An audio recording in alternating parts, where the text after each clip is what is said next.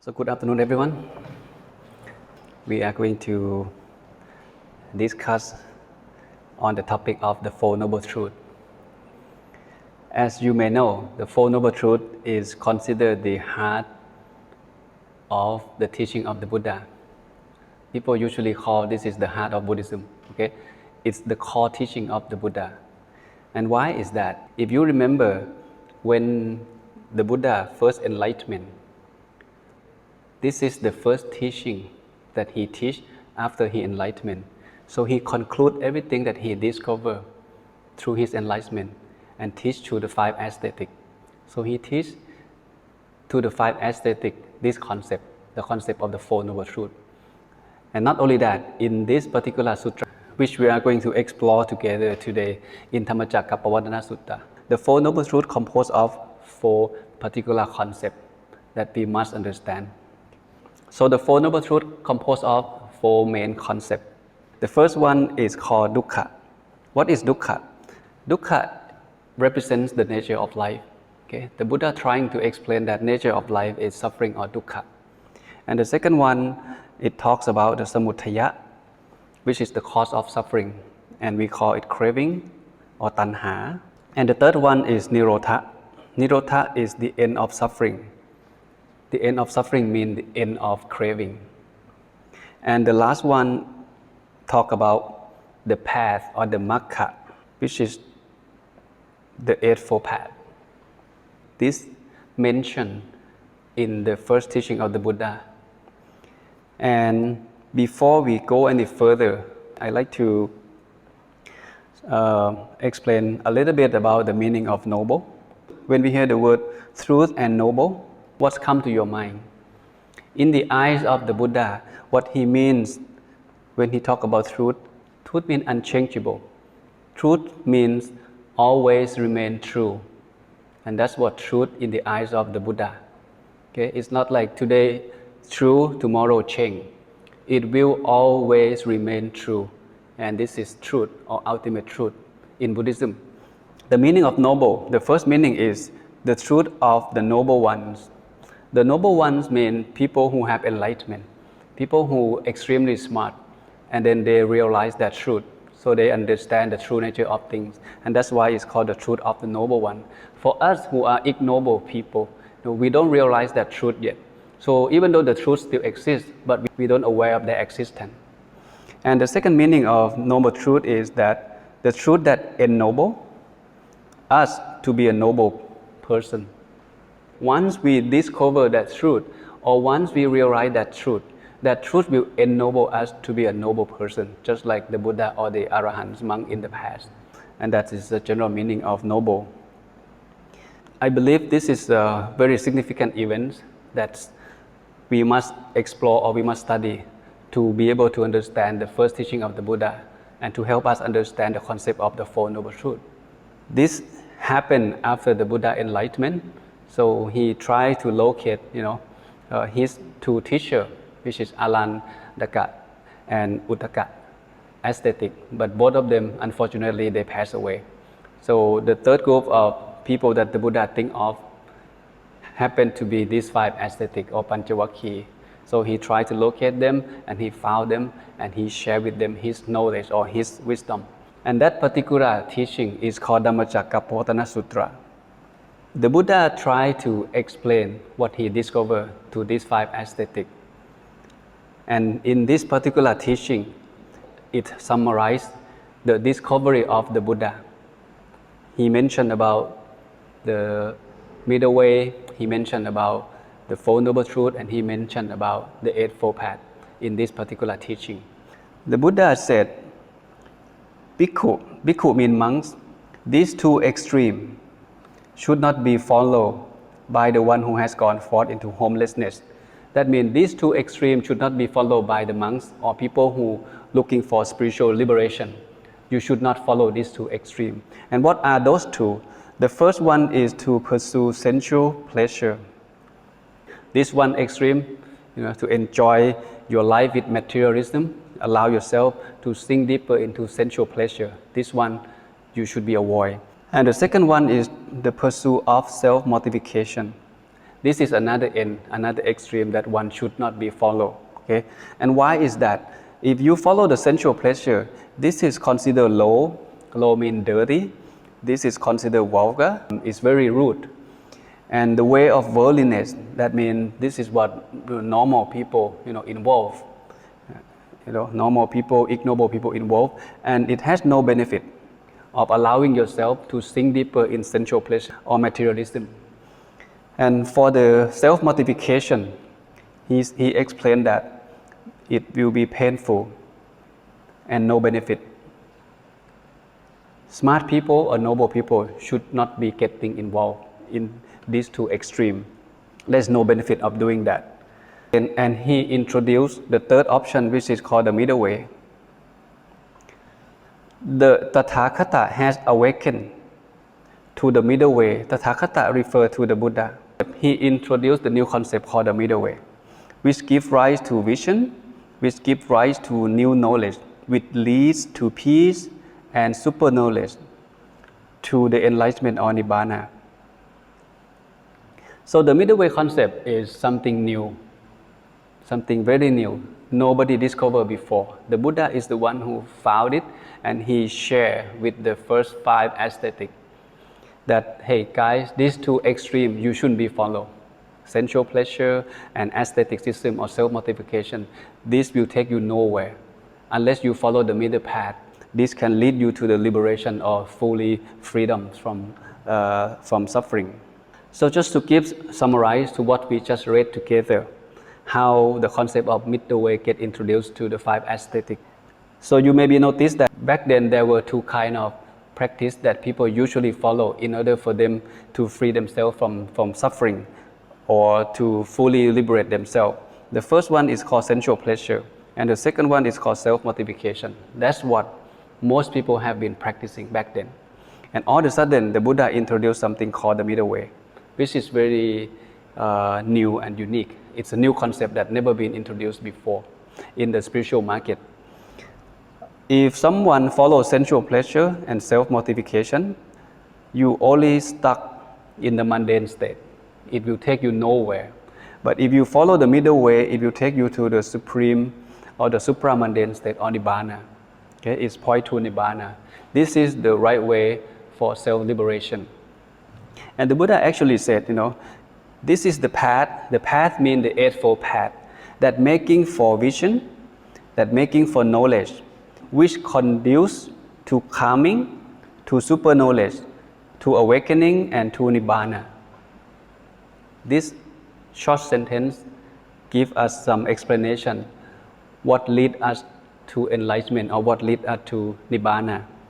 So if we put everything into simple formula, we may be noticing that in order for us or someone to be enlightenment, if you follow the Eightfold path correctly, these 3 things will happen. The first one is eye. Eye is vision. This is the divine eye, not just human eye, not just physical eye. It is an inner eye. And the second one is knowledge or jhana. After you have divine eyes or vision, special vision, you have jhana or knowledge. And then this thing happen is called wisdom or panya. With 3 of these together, it leads you to enlightenment. This is very new. It's new to these 5 ascetics. They never heard from any teacher before. And that's something the Lord Buddha wants them to understand. If you want to be fully liberated, you need to follow the Eightfold path, or you need to follow the middle way. The middle way points specifically to the Eightfold path. Okay, this is the Eightfold path. For today's objective, I want us to understand the concept of the first noble truth, which is Dukkha. There are 4 things in the 4 noble truths that we just mentioned, right? The Dukkha, the cause of Dukkha, the end of Dukkha, and the Eightfold path. For this session, we are going to talk in detail about the concept of Dukkha. And let's see how the Buddha explained Dukkha. So after he introduced the concept of the middle way, and then he moved on to explain the 4 noble truths. So he started off with the first truth, which is Dukkha.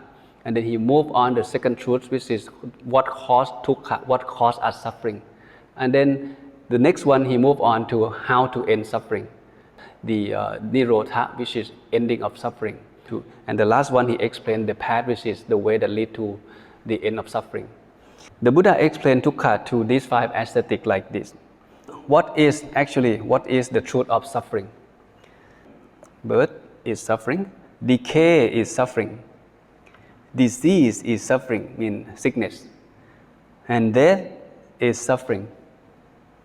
And he continues, sorrow or sad is also suffering, lamentation, crying or weeping is also suffering, physical pain, headache, stomach ache, having fever, is also suffering, mental pain, feeling unhappy, despair or distress or hopelessness, also suffering. All of them are suffering. To be associated with unpleasant is suffering. To be separated from the pleasant things is also suffering. And not getting what one wants is suffering. And finally, he summarized that, in short, the 5 aggregates of clinging or attachment is suffering.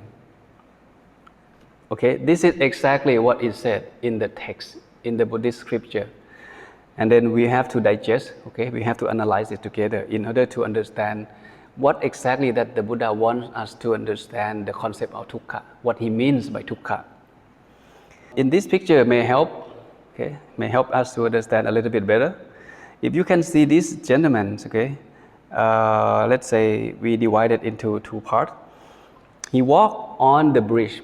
This is life journey.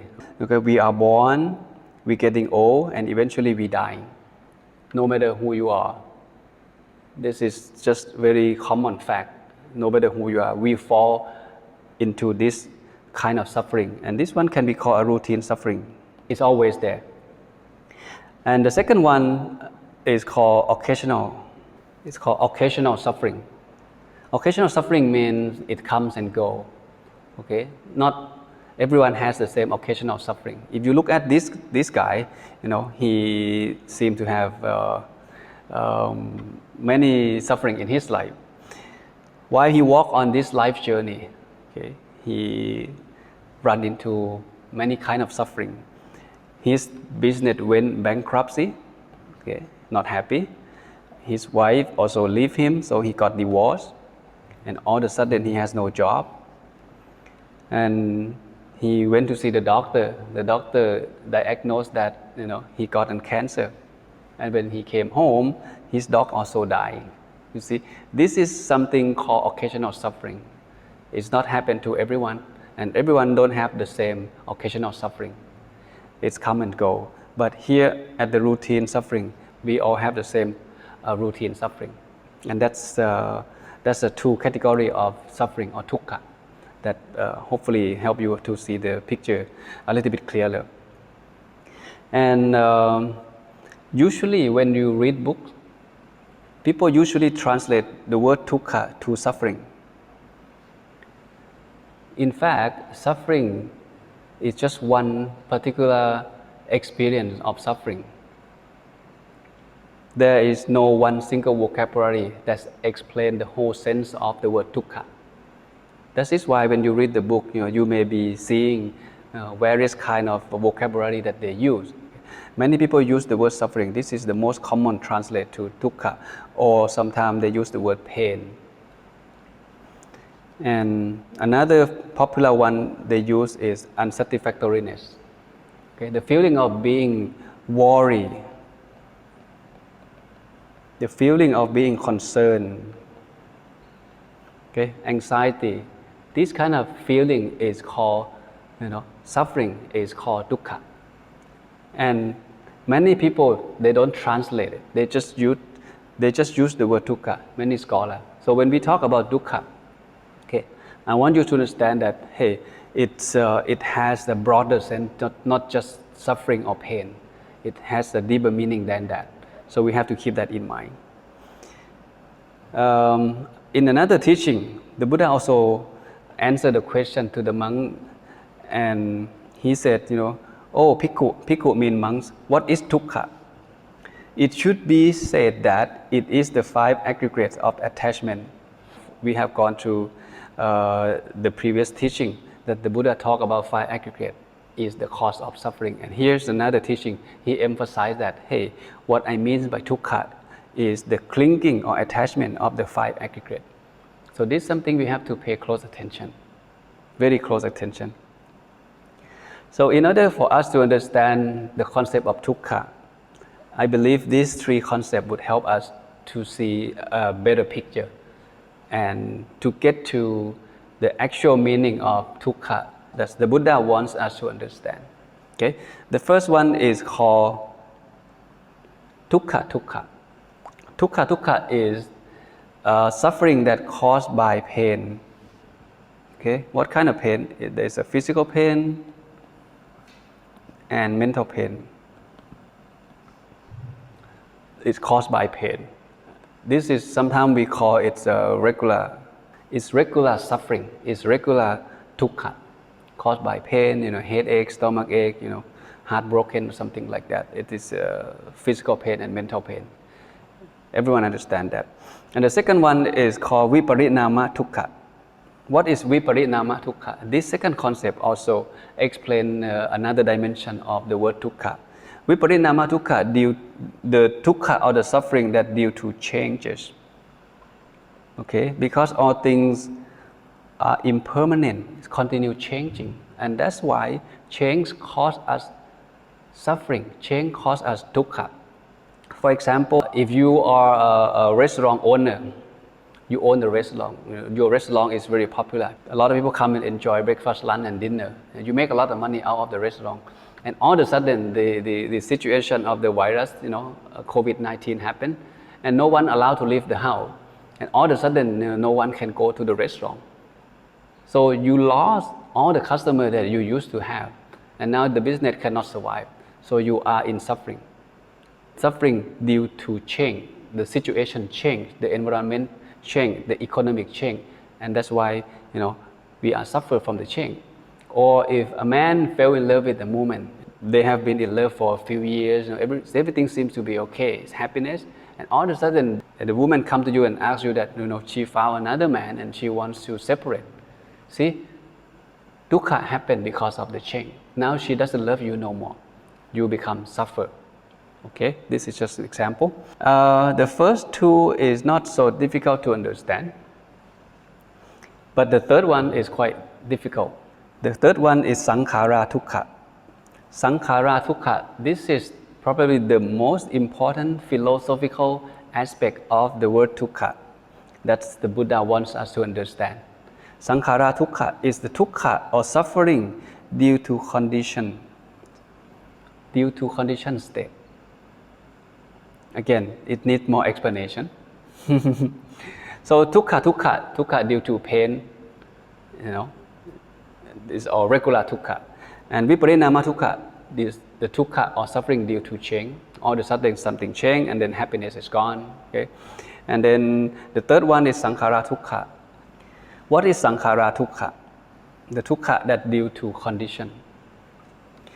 If you see this picture, sometimes we call beings, human beings, individuals, or I. What is meant by I? What is meant by human being? What is meant by individual? These three vocabulary is just a convenient terms to call the five aggregate. We cannot, it's inconvenient for us to call, five aggregate A, five aggregate B. So we call this is I, my name is Mr. A, your name is Mr. B. For the sake of convenience, we call it I, we call it human being, we call it individual. But in fact, I point directly to the five aggregates. What are the five aggregates anyway? The five aggregates, the combination of what? Combination of constant changing factor. Constant change factor. Okay. This is the five aggregate. And whatever continue changing is impermanent. And whatever impermanent, it is suffering. Suffering means dukkha. And that is why the five aggregate is the cause of suffering. So this is a little bit deeper than the first two concepts of suffering or dukkha. And this is the one that the Lord Buddha wants us to understand. What he means by 5 aggregates are the cause of suffering. The 5 aggregate is impermanent. It's continue changing. And the 5 aggregates also unsustainable. It's dukkha. Whatever impermanent is suffering. Whatever impermanent, that means it continue changing. Continue changing, that means you cannot make sure that it remains the same forever. And that is why it is suffering or dukkha. And then we have no control over the 5 aggregates. We cannot tell the body not to get old, not to get sick. Please remain healthy. Please remain beautiful as always. We cannot force the body to do that. Not only we cannot force ourselves to be that, to be as we want it to be.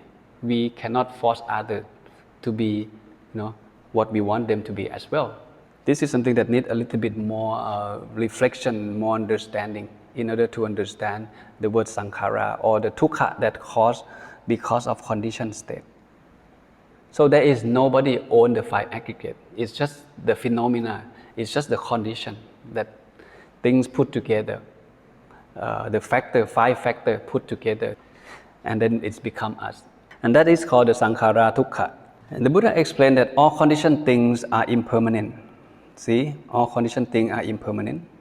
All conditioned things are suffering, and all phenomena are uncontrollable. All phenomena means all the Dhamma, mean everything. This is the 5 aggregate. This is human being. We fall into this kind of condition. The body is impermanent. Whatever impermanent, it is suffering. Okay, and we have no control over our own body. The one who sees this by wisdom, then one is weary of suffering. This is the path of purity. Okay, it's fully liberated on Nibbana. So in summary, what we have learned so far, dukkha in the first noble truth, the word dukkha in the first noble truth is an experience that caused by craving or tanha. And the second one is the attachment of 5 aggregate is dukkha. And the last one, in order for us to free ourselves from dukkha, in order for us to free ourselves from suffering, we need to be able to find a way to detach. Once we can detach, or we feel like we have a dispassionate of life, of suffering, then we will be liberated. We will be free from suffering. Many people may ask that, well, how come the Lord Buddha only talk about suffering? Is there any happiness in life at all in Buddhism? And the answer is yes, of course. There are happiness in life. The Buddha himself, he did not reject the idea of materialism.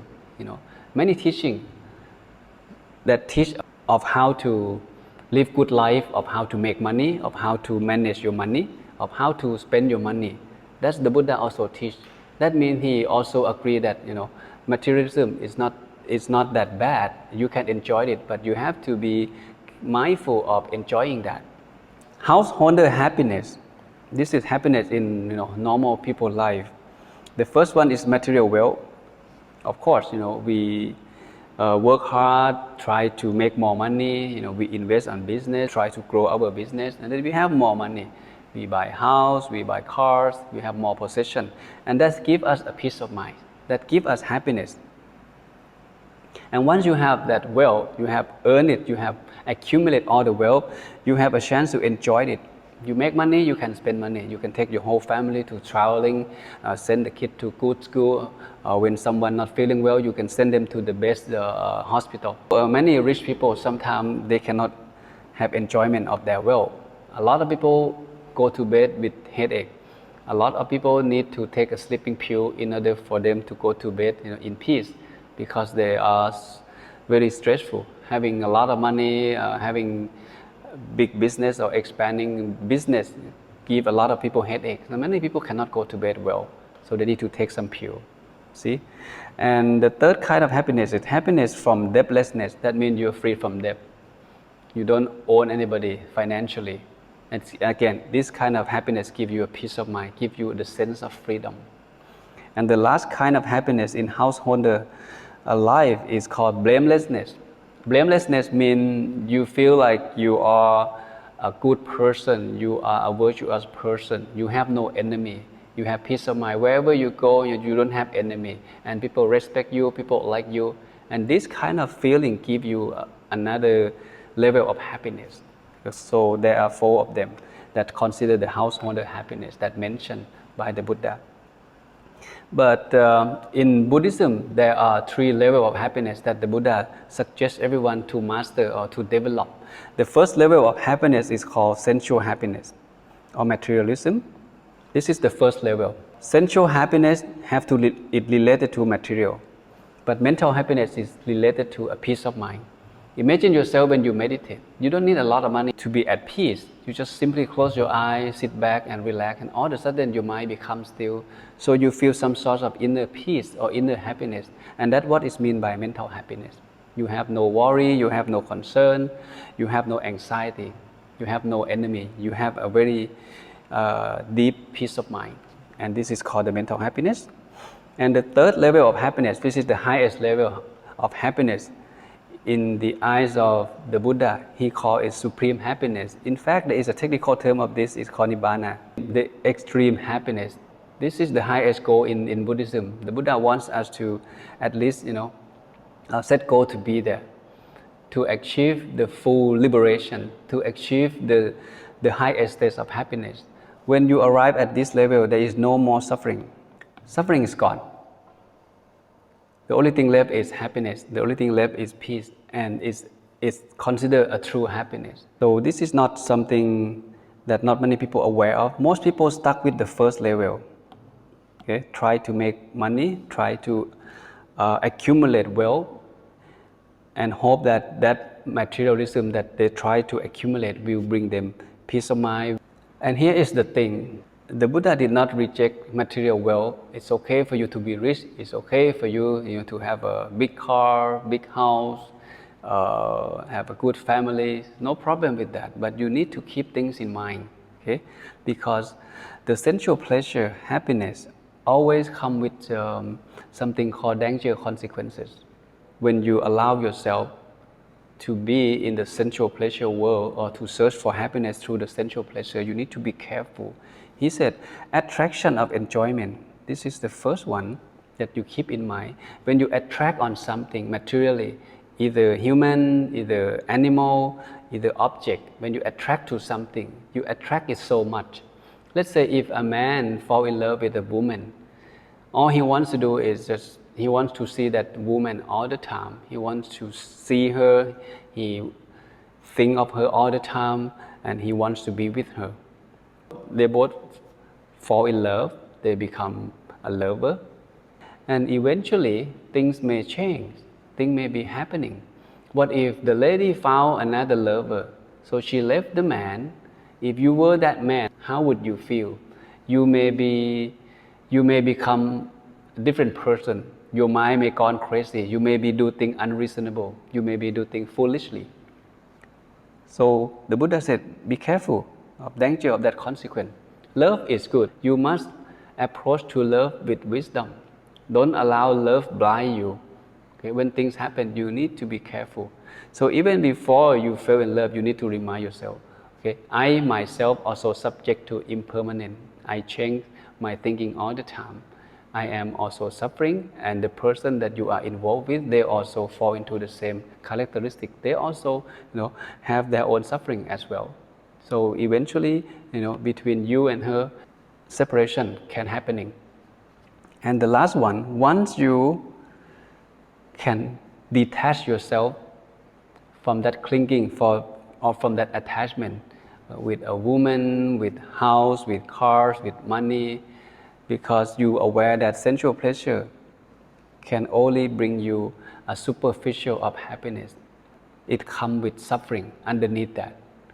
So we are having good life under the foundation of suffering, because the foundation of life is suffering. The Buddha give us some wisdom, give us some hint that, hey, you need to be careful when you're dealing with the sensual pleasure. You can enjoy life, but be careful and aware of the fact that everything is impermanent. Once you are free, you have no clinging on whatever it is, human, animal, object, your mind is free. Once your mind is free, you may realize another level of happiness or peace, a peace of mind, or even Nibbana. And that is what the Buddha wants us to keep in mind. It's okay to enjoy life, whatever you want to do, but keep in mind that things may change. Things may not go the way you want it. And once it happens, you need to be able to take care of yourself. With that, we done for today about the concept of Dhukkha. I hope everyone have a nice afternoon today. So thank you very much.